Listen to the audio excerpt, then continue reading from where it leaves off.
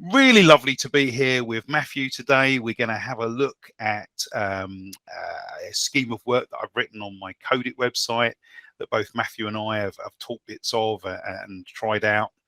We're just going to talk about what we've discovered from that, and we're going to go through some of the research basis for it. So looking forward to that. So without further ado, let's get on. Sounds good. Brilliant. Okay, so just first of all, I just want to pay a little bit of homage to the everyday computing trajectories. There's a link here, and we'll let you have the slides online in the video at some point. Those are really worth looking at. This is the one for repetition, but there's a good one for selection and sequence and a few other bits and pieces. And just want to say that that was really something that made me think about how I ordered the curriculum, how I sequenced things. And as far as I'm aware, it's really about the only primary programming research into the sort of order to teach things, really. Yeah. And it's certainly influenced a lot of the Code It shape work. Definitely, yeah. I mean, I came across this when I was doing some training with Jane Waite. We did a diving deep program over 3 days, absolutely fantastic. And we basically looked at all these and pulled them all apart and stuck post-it notes all over them. And yeah, some really great stuff that's been done in America with this. And I think a lot of this has been built now into the Teach Computing curriculum from the NCCE. And obviously you're basing all your stuff on it, and I'm basing lots of my stuff on it as well. So yeah, perfect. Yeah, really good. Yeah, no, it's good. There's lots of little things like the fact of things like nested loops. I'd often brought those in a lot earlier into curriculum, and it was nice to, in some ways, it was really useful to see that they consider that an advanced thing. And out of their sort of 9 points here, it was number 9. So it stuck just out on the side. Yeah, exactly. Yeah. And so certainly leaving it to a bit later. And I think sometimes it's interesting because sometimes it can sort of mask. You can think children are able to do something just because they can play around with it, can adapt the code, but it doesn't always mean they really understood the sort of nesting complex. Yeah, definitely. Nesting and properly, it's really.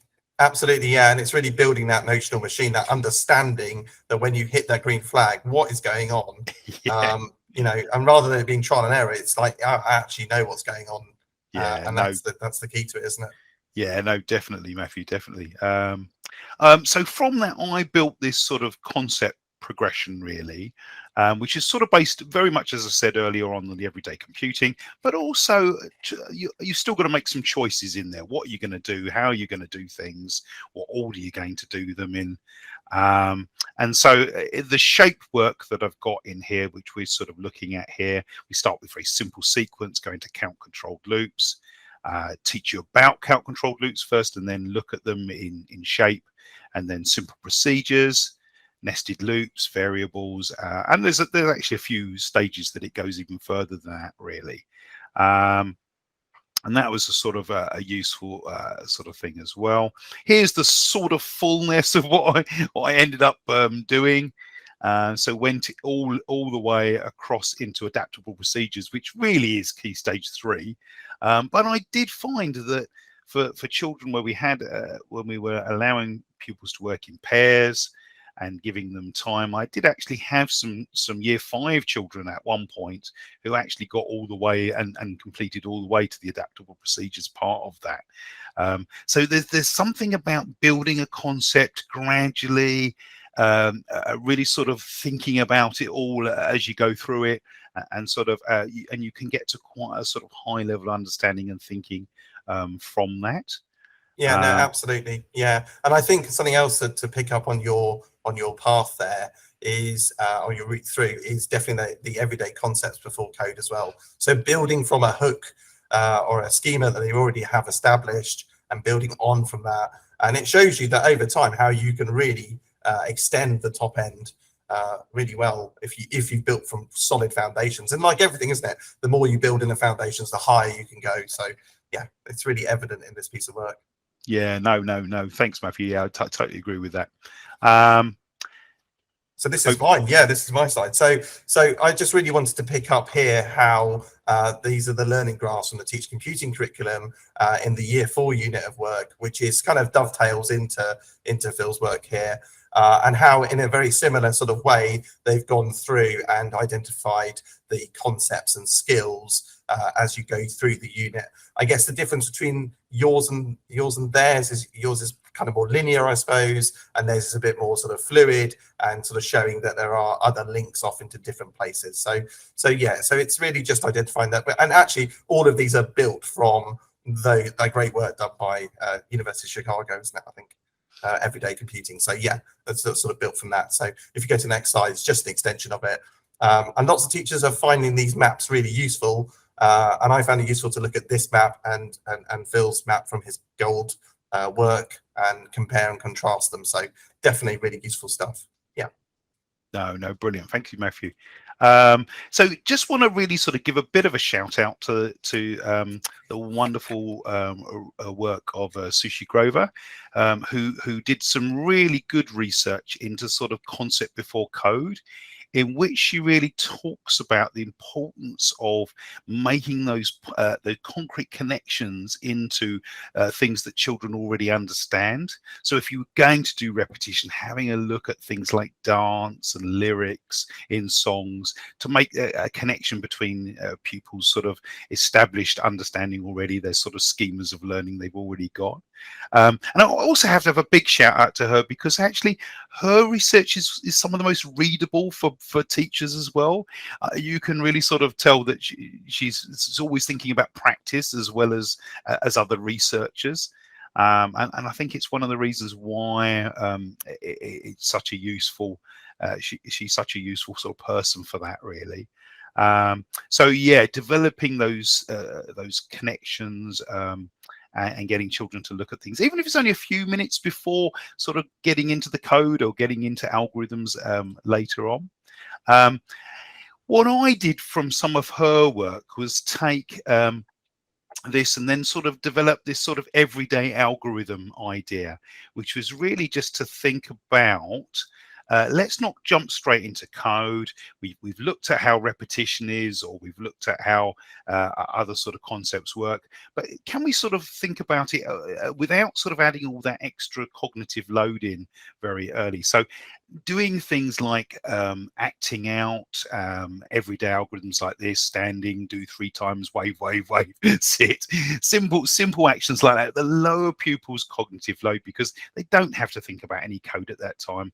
Things like standing and waving and sitting are everyday things that children already know how to do. So really the only thing we've got to introduce here is this idea of the do 3 times, really, the simple repetition for a fixed number of times.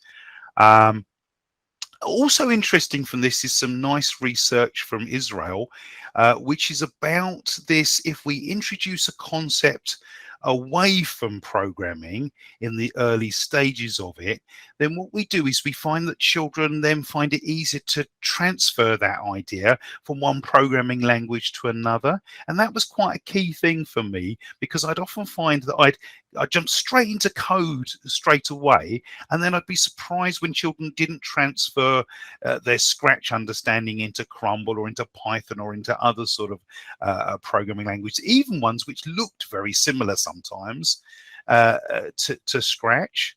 So this idea of starting away from code, first of all, understanding the concept away from code, meant that actually that was more likely to transfer into other programming languages. And I've certainly seen in evidence for my own practice, although I haven't run a research project on it or anything, but certainly that's been a sort of interesting thing. Really. I think there is a lady called Ethel, I can't think of her surname, but she's done some research into this as well, and yeah, maybe worth finding out a bit more about her. But she's done research into the language transition and the transition of knowledge, and that sort of higher, that use of language and use of vocabulary, really important there. No, definitely.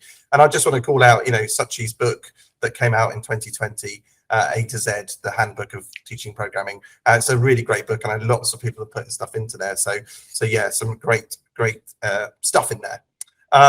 Yeah, So I just I should probably totally agree with you on that one. And also, just maybe we'll put a link on the video when we pop this out on YouTube. We'll put a link to her book as well, because that is something that is useful for both of us. Thank you. absolutely, yeah. Now, obviously, teaching your unit of work on the Coded Gold shape, and doing the shape work and doing the shape repetition in shape with the NCCE stuff, it really lends itself to the maths curriculum. And I think this needs signposting, because I think a lot of teachers don't realise that they are actually teaching lots of maths when they're doing these units of work. And actually, it's a really great way to get these this vocabulary and concepts from maths across as well, isn't it? And showing those cross-curricular links. So basically, I did a little quick audit of your unit, and basically we had a look at, I had to look through and thought, oh, there's triangles in there, and there's quadrilaterals, and there's regular polygons in there.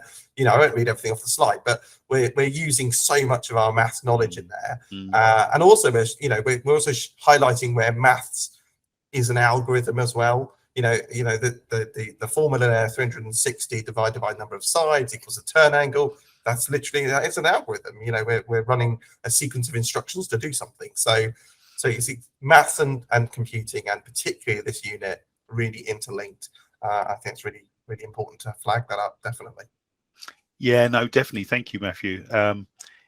Semantic waves, go for it. Yeah, sure. Semantic waves. So I mean, this is a piece of research that's come out. It was in the Ofsted review that came out recently. It was done by the person there on the link, and I think Paul Curzon from Queen Mary University has also done a great video on it too. So, but really, it's that sort of unpacking of quite abstract concepts and unpacking them as you go through the wave. You're starting with a technical language and a novice at the top, on the top left, and you're going down the wave and you're unpacking it until we get to the bottom of the wave, where we can see the concept before code, I suppose, and all the work of Suchik over there.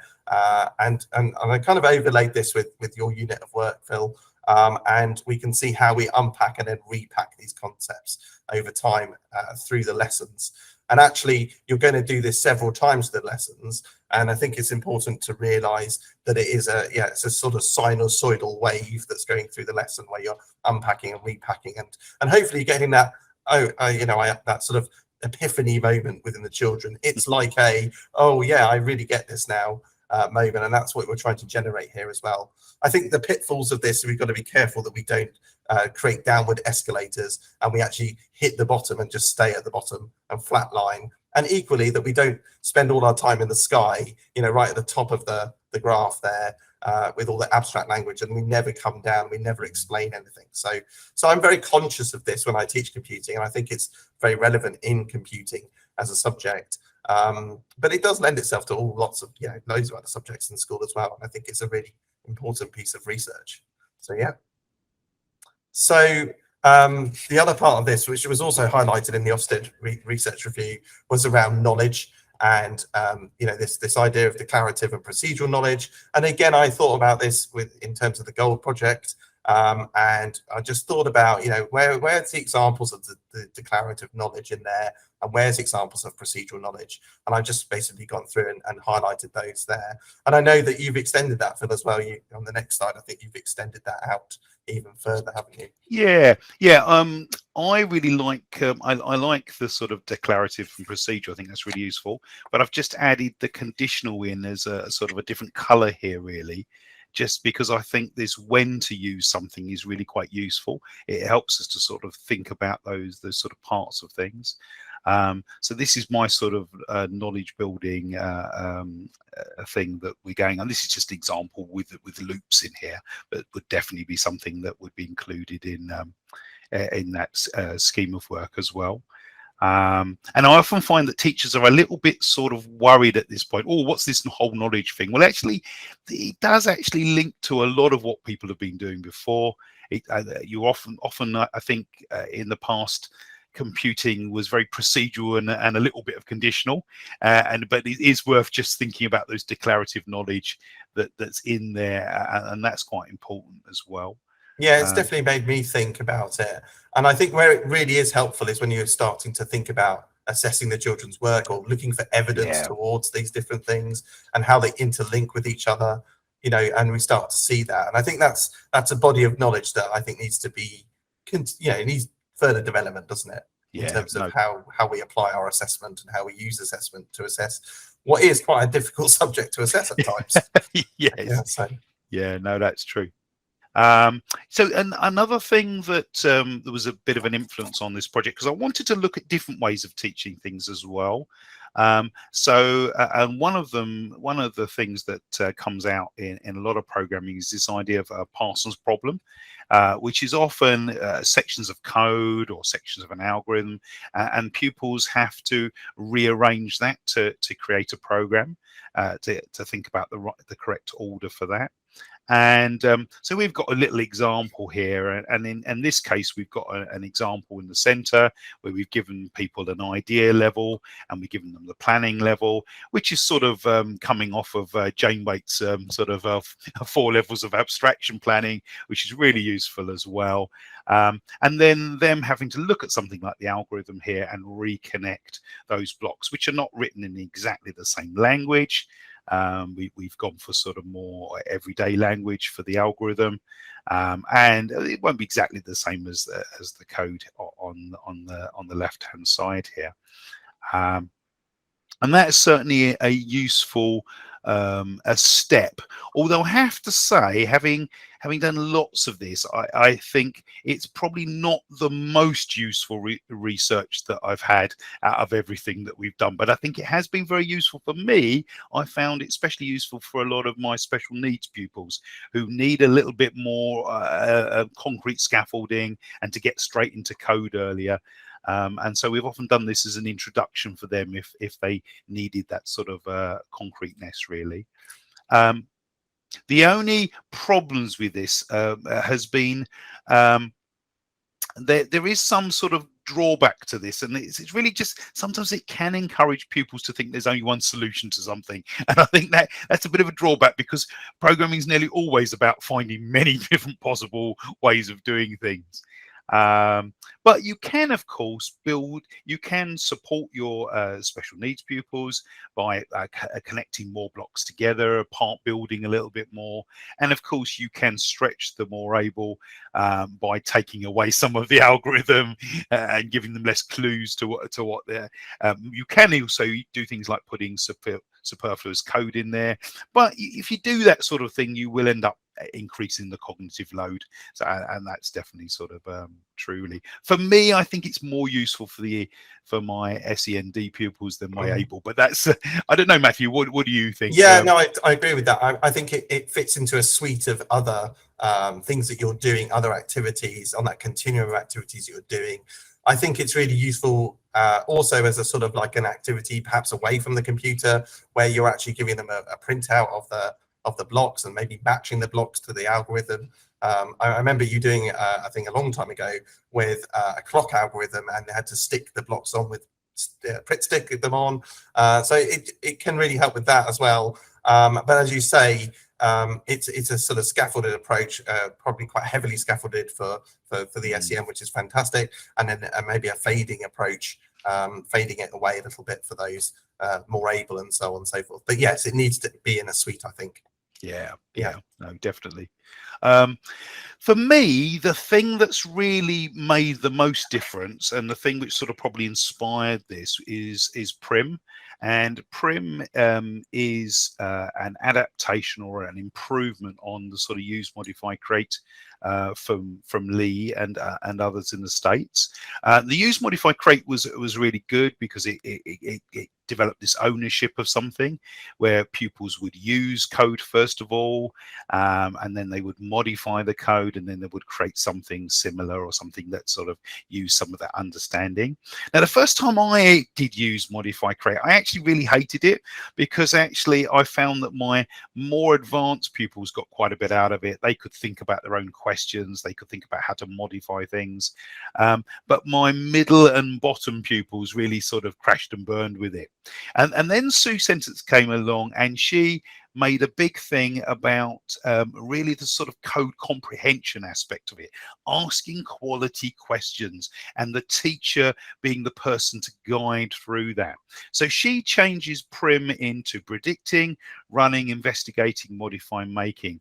And those 4 early ones, there's sort of questioning things that are going on inside that.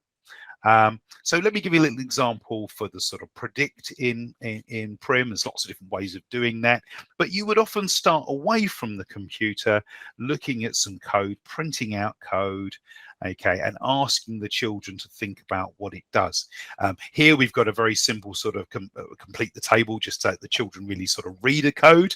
I often find that if you don't ask them a few little questions beforehand, they don't really sort of get into it enough to make a good prediction.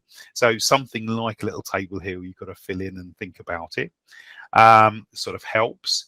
And then there's lots of different ways you can do predicting. If you're working with younger children, you can draw things, you get them to draw the shapes. It's brilliant in shape.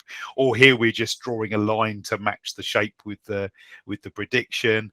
PRIMM's really good also. It works very, very well with paired, children working together. So this idea of talking about code together is really sort of useful as well. Although I seem to remember we might have a slide on that later, so I probably jumped the gun a little bit with that.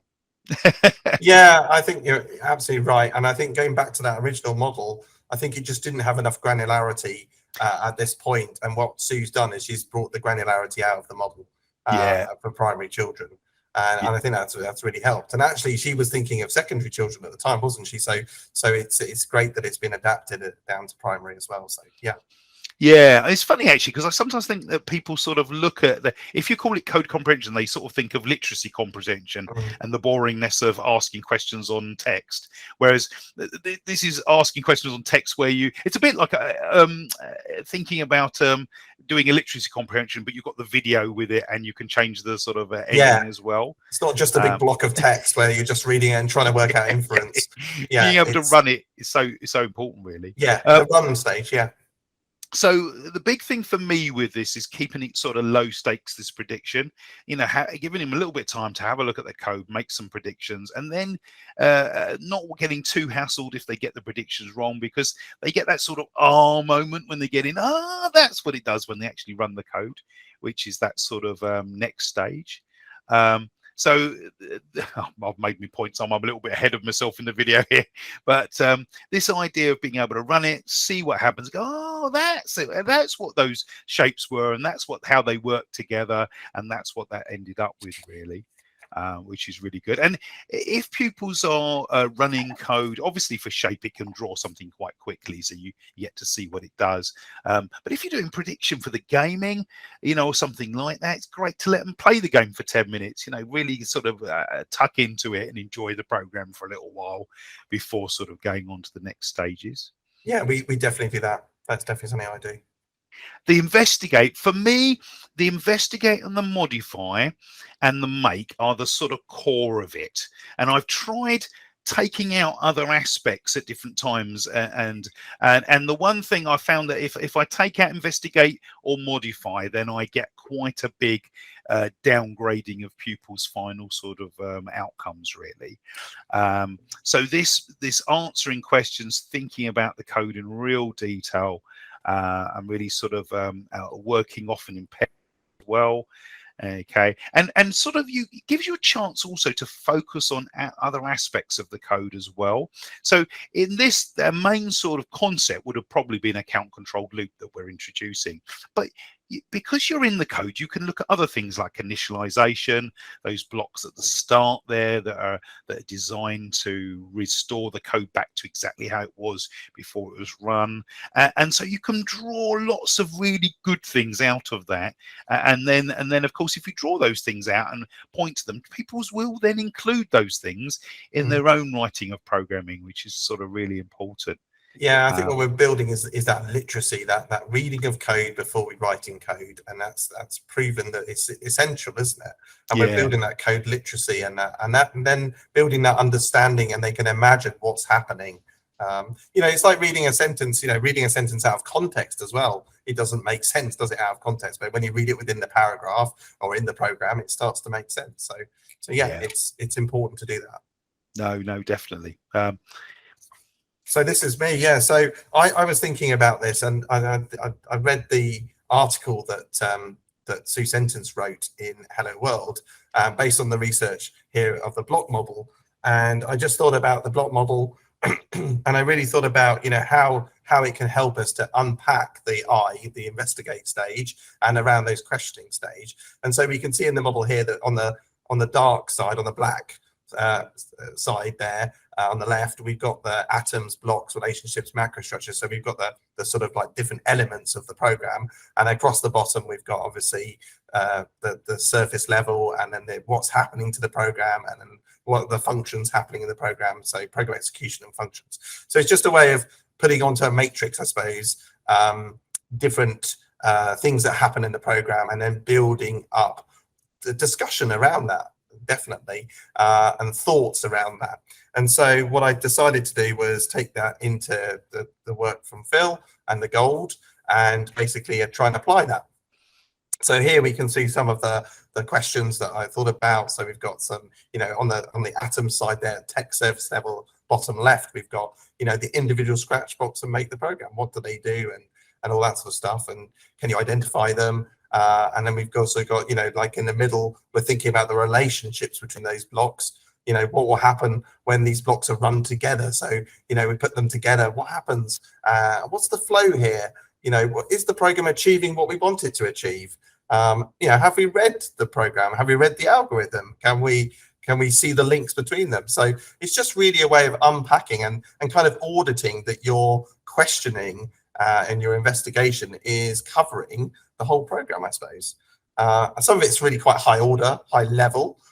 Some of it you wouldn't get to, definitely. But you know, it's there as a structure, I suppose. And that's, yeah. No, I really liked what you did with this. I think it is true that for us in primary, we're probably doing more of the text and the text surface and the program execution, really, rather than that sort of functional parts of that. Partly also because some of those are so open-ended that you would take quite a lot of time out if you did them. But I think that they're almost aspirational, and maybe not about sort of plugging them directly into the sort of investigate and modify, but the type of questions that teachers can ask to go around to make children, or to make children, those who are ready for it, take them onto that next sort of bigger level, which I think is really sort of used for that sort of functional definitely, bits as well. And it shows the challenge, you know, it's showing the challenge. And I think for those schools that are doing deep dive and inspection, it's good to show that challenge, isn't it? Yeah, definitely. So then I thought about, well, okay, we've got some questions. So let's think about how we map some of the Scratch programming to this, and where does it fit in? So just really thinking, you know, there's our atoms there, bottom left. We can see some of the blocks that we're going to use in this program for drawing a square. And then we can see how it kind of builds over, you know, as we move across program execution. So we're thinking about this count control loop, and actually, you know, then unpacking the relationship between the count control loop and the motion blocks there in the middle with relationships. And we can see the trace there that's happening. And there's this method of tracing that Phil will talk about later. But then moving above that, we can see the algorithm from that as well. So hopefully, you know, the children, having visited all of these different parts of the matrix, hopefully they're starting to build their notional machine, you know, their understanding of how Scratch works and how the program actually runs and what it looks like and all that sort of stuff as well. So yeah, and I guess within this we could do role play, and we can do the concepts before code, and we can do lots of things within this. So actually it's a great model for hanging things off, I suppose. So yeah. Yeah, no, definitely. No, and I think you've done a great job of sort of drawing some of those bits out. In fact, I hadn't quite realised how much I'd sort of put in, because I wrote it all before any of this came out. But actually, it's a useful sort of thing to think about as well, for that sort of balance. Yeah, you covered a lot, which is really fantastic. So yeah. So just a little word on the modify bit. I think this is one of those wonderful things that is just so useful. So this changing code, and I think it's also, when I see children's enjoyment of this, and they really do like using PRIMM, I think that's worth saying that. And there's lots of factors, I think, which I've seen a real enjoyment of it. And I think it's because the investigate doesn't just stop there. It's not just about those sort of questions about the code, but it's about making changes to it at the sort of next stage. And there's an enjoyment in that, to trying to puzzle out what can we do, to answer some of these questions. So things like make the pink rectangle longer, and you can get that wrong in the process. You can try things and then they won't work. And of course, if you've got these quality code templates there that the children can go back to, and if they totally muck it up, they can just go and reopen it again, and that makes the sort of teaching of it a lot easier as well. Yeah, so no, absolutely. I totally agree with that. And I work in an all-girls school, and failure is a big thing that we have to get across to the children here in this school. And actually, failure is a huge part of programming. Nobody's ever written a program that works first time. I mean, if Apple or Microsoft did that, we'd all fall over. So, so it is there, and that's the whole process. And our modified process is a big part of that. It's a big part of failure, so that you actually find out, oh, well, this works better. Yeah. So yeah. Oh, it's interesting. This sort of second make bit, really, I think, was really important as well. And I see this as sort of a contract you have with your pupils. I sort of did, as long as they work hard in those earlier stages, I sort of guarantee that they will get at least a third and sometimes a half of their time to make something from that. And I think that's sort of really, really important. So I've got a few examples here from some of my year 6 pupils and some of their work from this year. They're not high quality, well, they're high quality examples in what they've done, but the pictures aren't particularly brilliant, really. But I think it's probably worth saying how much I've seen an improvement in what they are capable of now, having done PRIMM for this is now their 3rd year of doing PRIMM, and because of that, and then that's even during lockdown as well, considering all the fun things of trying to do this while video teaching and all the rest of it. So that has made a massive sort of improvement to the quality of what they're able to do and how they think through things as well. So these are just some examples where they've independently written programs, and here they've used some procedures, because we've done an early procedure module, and then we've done a little bit on variables, and they've mixed those two to create their own things, which is good. Here and here some nice sort of examples of this, really, in here as well. It's one of the things I found with this in the early stages. I used to leave this very, very open-ended, the make, and then I sort of thought back to sort of some of Sue's thinking on this, of that actually we're the sort of experts in this, and that actually our job is to graduate challenge little by little to increase that challenge. So what I've done more recently is to sort of start the challenge small and get the makes bigger and bigger and bigger. So I'll often do a make that's inside the existing program early on, because I found that actually then the children can see all those original examples in there. They've got all those good bits of code that they can adapt and change and do things. And then the later makes are more, now start from a blank thing and go and do your own thing as well. So and you're kind of doing the mini make. You're kind of doing mini makes, which then lead onto a big make.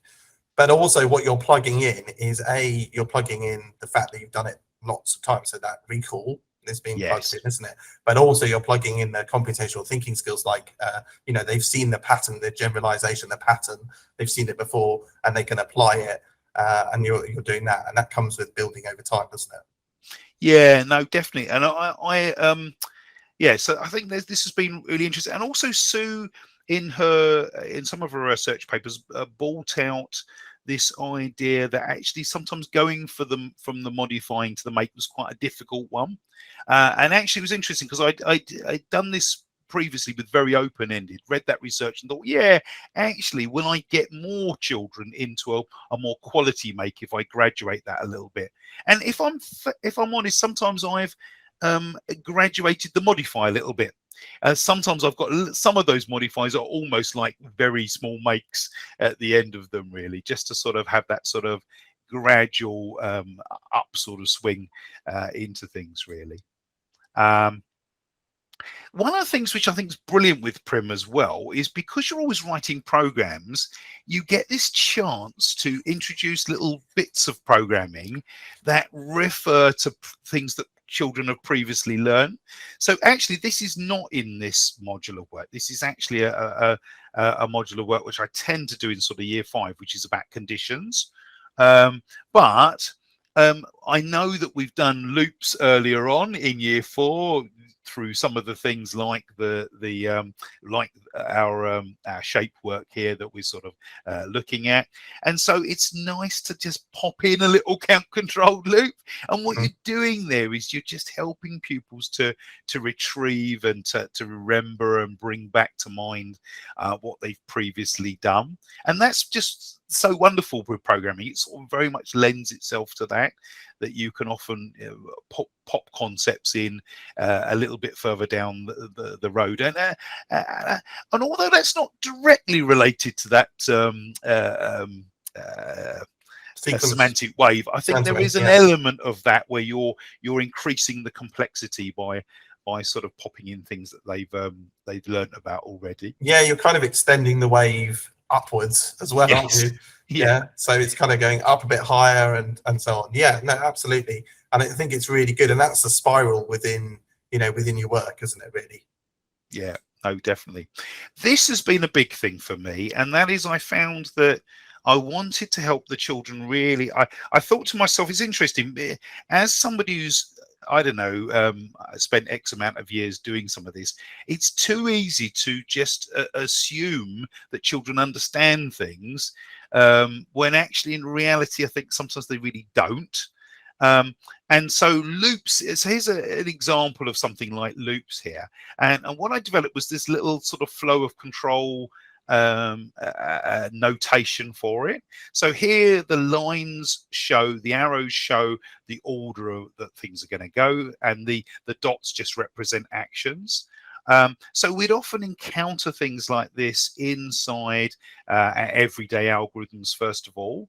And I'd often point on the board, or I'd even draw that directly onto it, and we'd say, right, standing, and then I'd trace my finger down to the wave, and they'd wave, and then they'd bow, and then I'd say, right, when we're going back round the loop again, so this is our second time through the loop, and then wave bow, and then the third time wave bow, and then the fourth time wave bow, and now we're leaving that count controlled loop. And of course it's very important because count controlled loops we can leave, they're definite loops, they have an ending. That's a really important thing.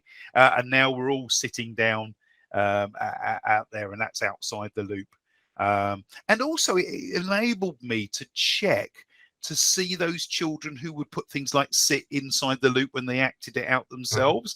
And it was a lot easier to help them through those problems and what's inside the loop, what's outside the loop, outside of code, I think, which I found quite useful as well, really. No, definitely. And what I've done with this as well is I've also had somebody keeping count. So effectively keeping a count, and marking that on a mini whiteboard. Yeah, no, that's great idea as well. Yeah, I think anything we can do to sort of make this very concrete in this, it's that downward bit of the wave, really. And here's just an example taken from a module that we saw publishing sometime this year, which is looking at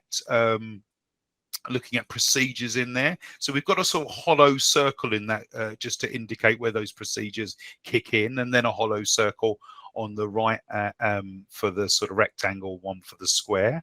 And what's quite nice, one of the things I found with this is that by introducing those procedures, which are not in the national curriculum for primary, but actually introducing those procedures just for a short module of work in year 6 really does help with things like nesting, because you're abstracting out all of that complexity. In some ways, you don't really need to worry about what the rectangle and the square does, because we've done those previously. In fact, we did them in year 4 in reality. We didn't put a little procedure thing on the top of them, but we've done them previously. So now we can just really concentrate on the order of the code and the fact that when it gets to that rectangle, it draws a rectangle.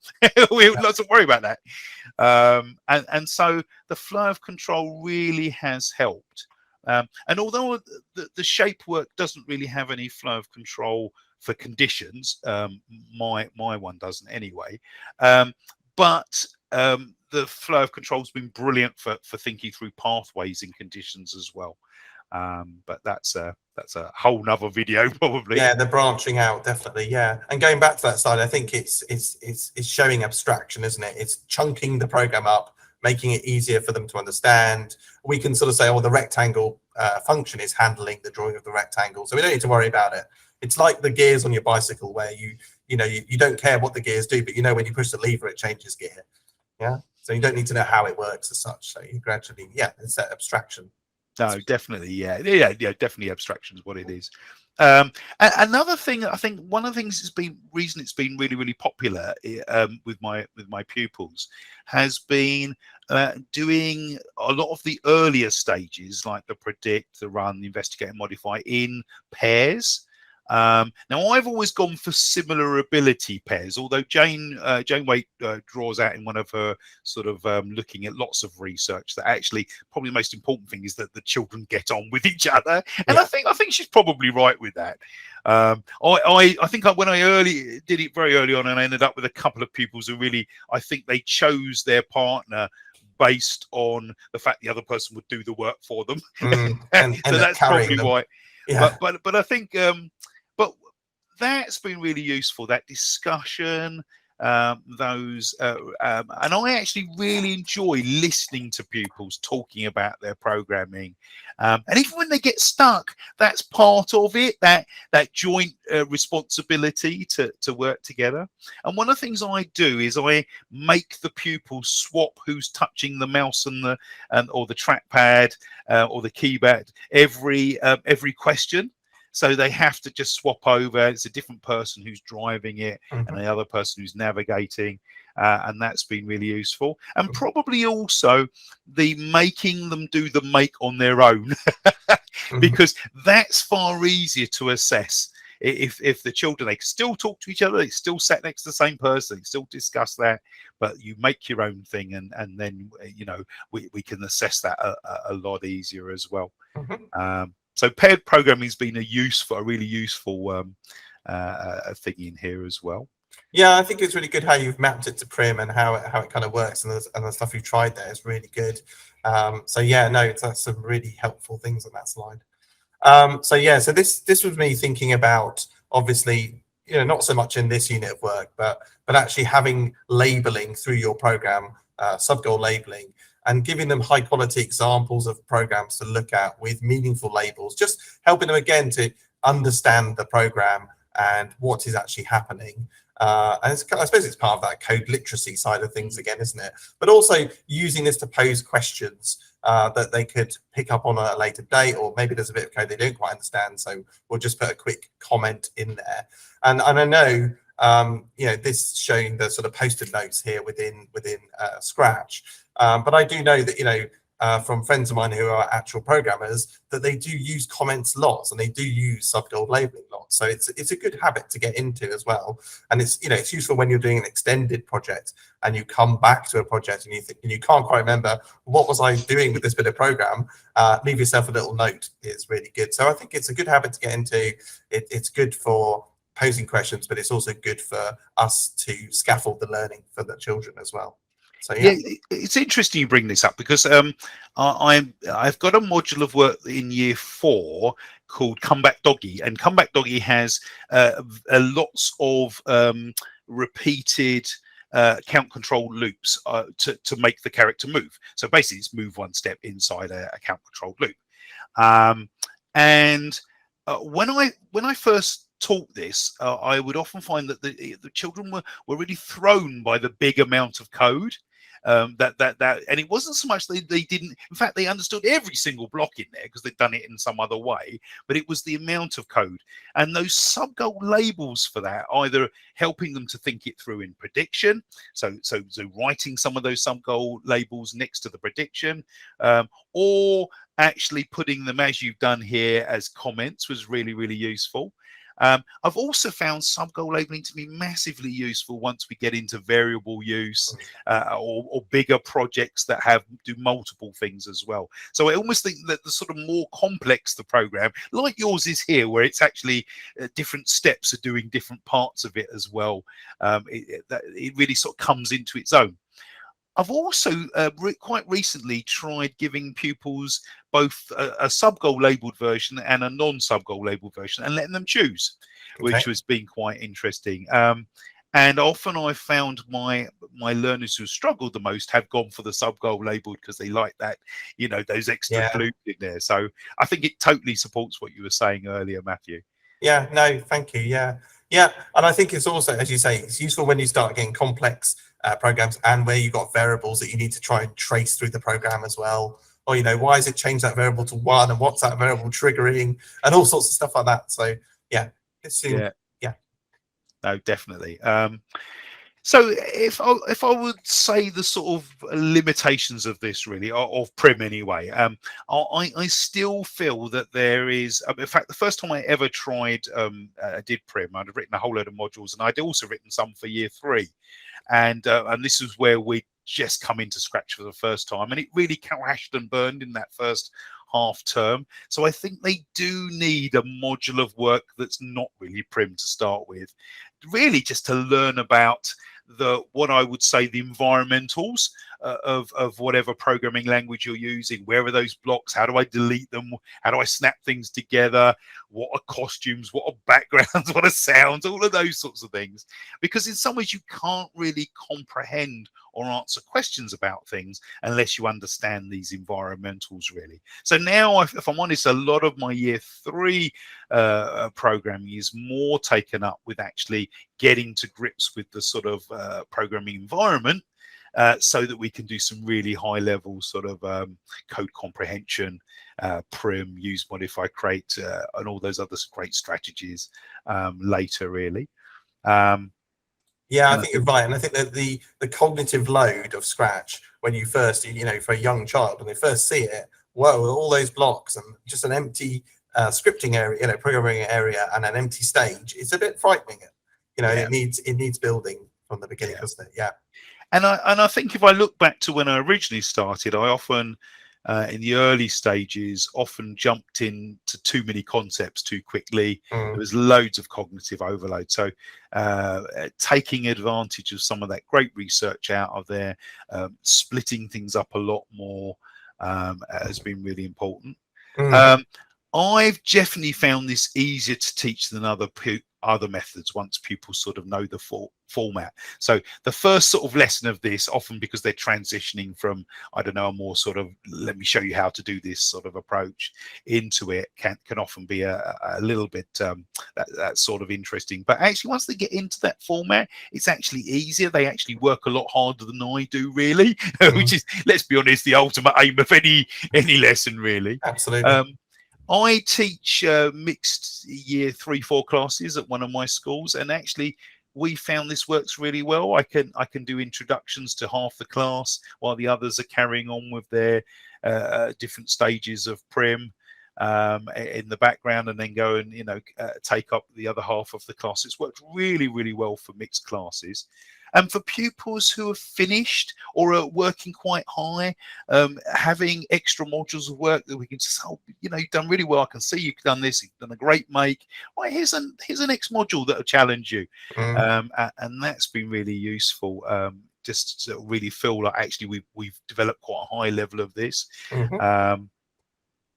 Which has been really useful. On occasions, if I'm struck for time, I will sometimes knock out the predict and some of the parsons and just sort of keep the core of investigate, modify, make. I think that still works really well. But I do like predicting. I think there's something about thinking about that bigger aspects of the code before sort of diving into it. Yeah, predicting the run side of it. Yeah. definitely. Is really useful. Where next for us? Well, I do have a we are producing a lot of these, and which includes quite a lot of the shape ones and some of the others we've done as well, as we're sort of doing a much better version of those.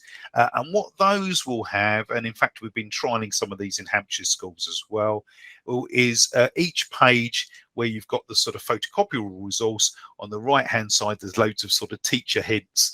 You know, what do you do if a child asks you this? Now actually most of the time I find you don't really need those, but it just gives people, especially if they're not teaching this all the time, like someone like myself or you, Matthew, are, then I just feel that it gives them that confidence to think, oh, there is another way of thinking about that. I can go and sort of have some hints, really. Yeah, it really supports them, doesn't it? Definitely. Yeah. Yeah. Also, I've got a teaching primary program from scratch, research informed approaches, that's coming out I think August, September of this year, with lots and lots and lots of these areas that we've covered, and a big emphasis on PRIMM really, and showing examples just to help teachers. You know, even if people don't want to use any of my modules of work, I think there's things that we can get from some of this that people can use with whatever sort of schemes of work they're using, that they can improve their practice. So hopefully that will be useful as well. And yeah, so yeah, that's absolutely. us. Yeah, no, definitely. It's interesting going back a few slides where you were talking about go back before that slide. So this one here, yeah, limitate and the benefits now. Yeah, so I find that having, you know, children that I've taught in Key Stage 1 with Scratch Junior and then transitioning to Scratch, I find that they find that transition easier. Whereas, you know, children that come to this school and join us at Year 3 who haven't done Scratch Junior, they find that their cognitive load is higher in that sense. So Scratch Junior, I definitely would recommend that Key Stage 1 teachers definitely use that to build that up. It's interesting you mention that, because I have done a little bit of a very simple modified PRIMM with that on occasions for Year 2s, where we haven't really done it as a written thing, but we've done it where I give questions out and they go and search the code and come and whisper and tell me the answers. Yeah, we've gone through it. We've gone through a very sort of basic version of it. Yeah. I mean, there are limitations, because obviously Scratch Junior is not as flexible, and it's slightly harder to use. No, not harder to use for the children. Very easy, much easier to use for children, but it's harder to put pre-existing examples onto it. Whereas actually